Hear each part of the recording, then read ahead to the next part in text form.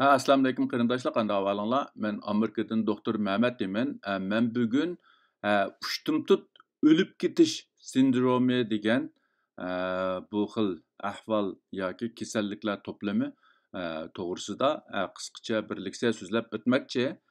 Men bu leksiyada asosliqi ushtumtut o'lib ketish sindromininki qandaq bir sindrom yoki kasallik toplumi ekanligi, uning sabablari, uning paydo bo'lish jarayoni va uningki ba'zi oldin alomatlari to'g'risida qisqacha to'xtalib o'taman.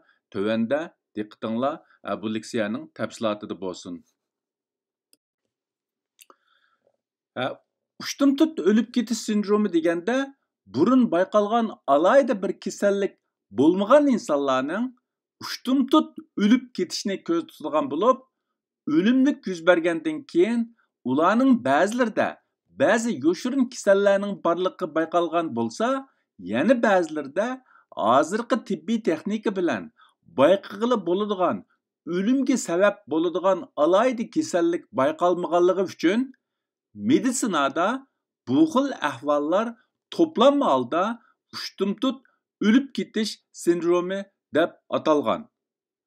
Ushtumtut o'lib ketgan ba'zi insonlarda o'lib ketishdan burun ba'zi kasallik alomatlari oldin ko'rilishi, ammo bemor va uning atrofidagilar uningga sal qarshi yoki ularni farq etmasligi mumkin. Yana ba'zilarda bo'lsa alayda alomatlar bo'lmasligi mumkin.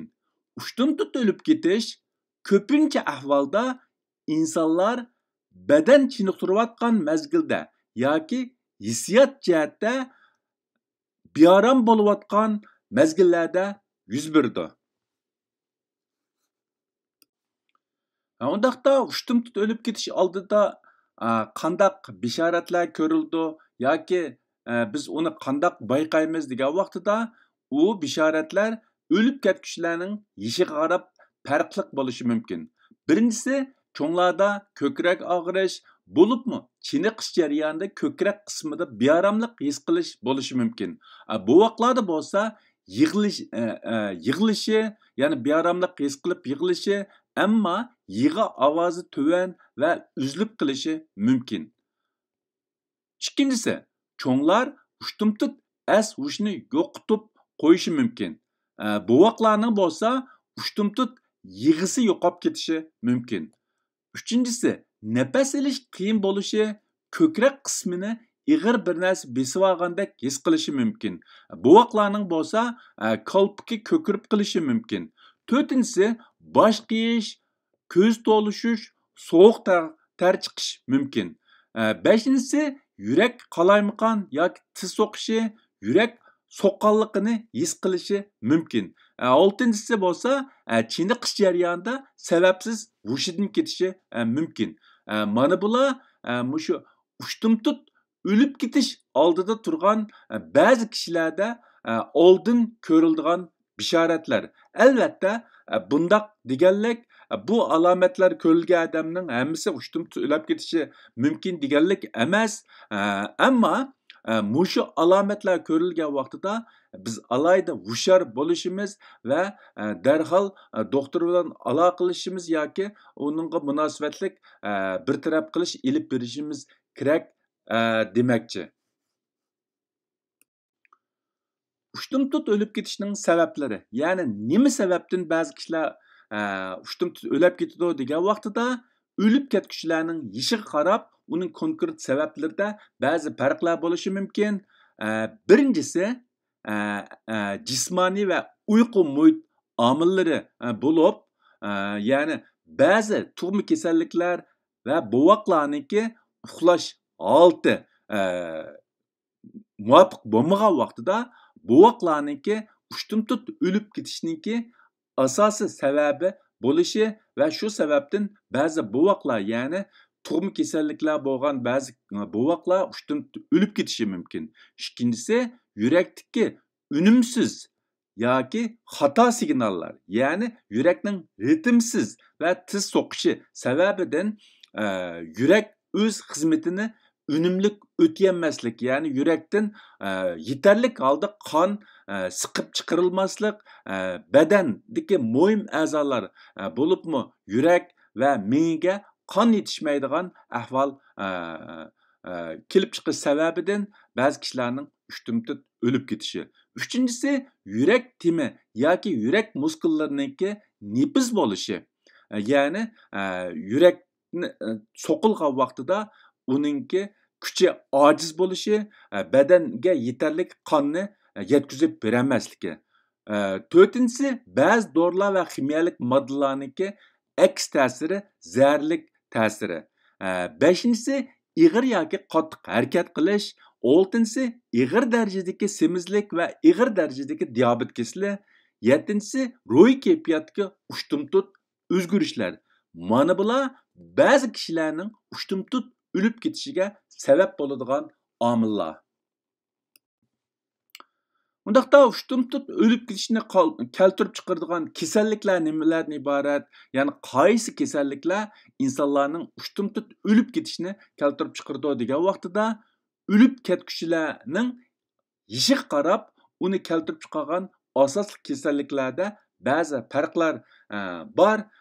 Tuvandagilar mushu hozir qadar mushu uchtumtut o'lib ketishni keltirib chiqaradigan muhim kasalliklar deb qaralgan kasalliklar albatta men yuqori deb o'tgandagidek ko'pincha ahvolda bemorlarda qandaq kasalniki borligi yo qaysi kasalniki uchtumtut o'lib ketishni keltirib chiqarganligini tekshirib aniqlab chiqish hozirgi texnika bo'yicha mumkin emas.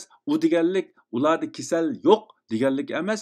Faqat hozir bayqig'ili bo'ladigan texnika bilan ba'zi bemorlarningki nima sababdan o'lib ketganligini aniqlab chiqish qiyin. Shunglashqa bu kasal men yuqori deb o'tgandagidek bu sindrom deb aylangan. Albatta agar uningki sababi aniq bo'lsa, balkim shu konkret kasallar bo'yicha turlarga ayrilishi mumkin. Agar sabab aniq bo'lmagan vaqtida bu kasalliklarni biz universal qilib uchtumtut o'lib ketish sindromi deb ataydiganligimizni yuqorida men ta'kidlab o'tdim.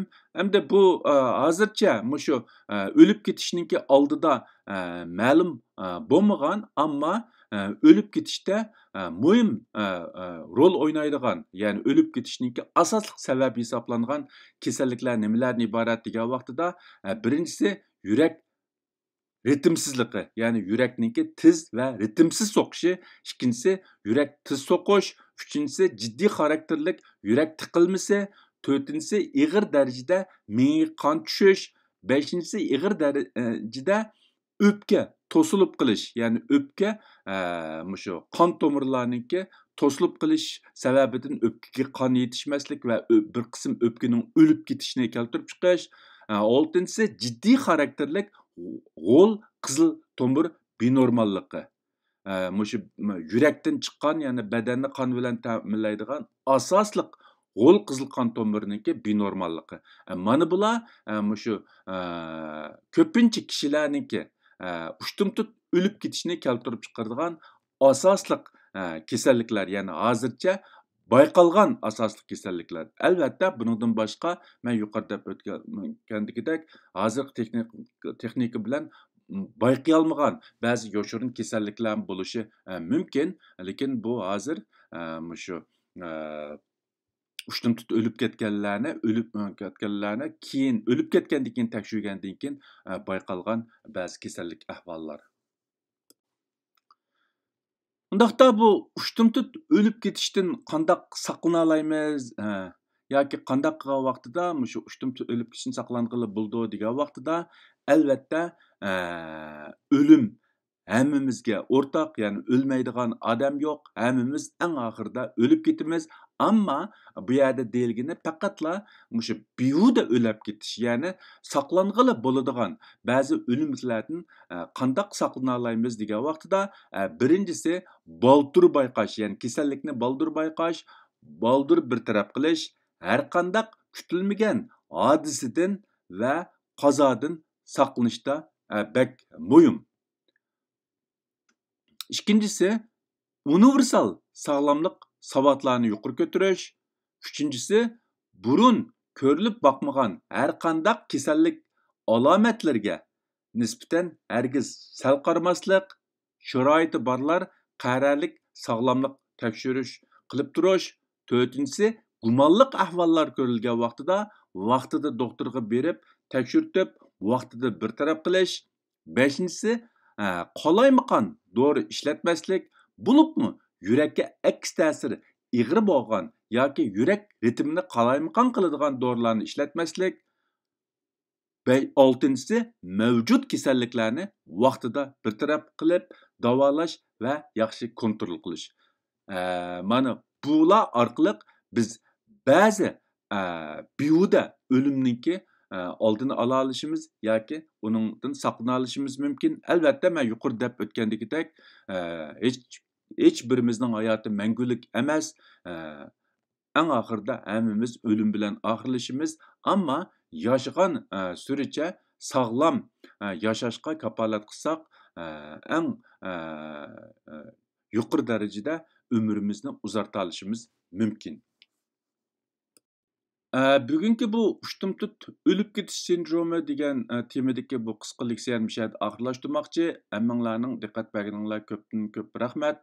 Alloh hammamizning tinini salomat, ömrni uzun qilsin.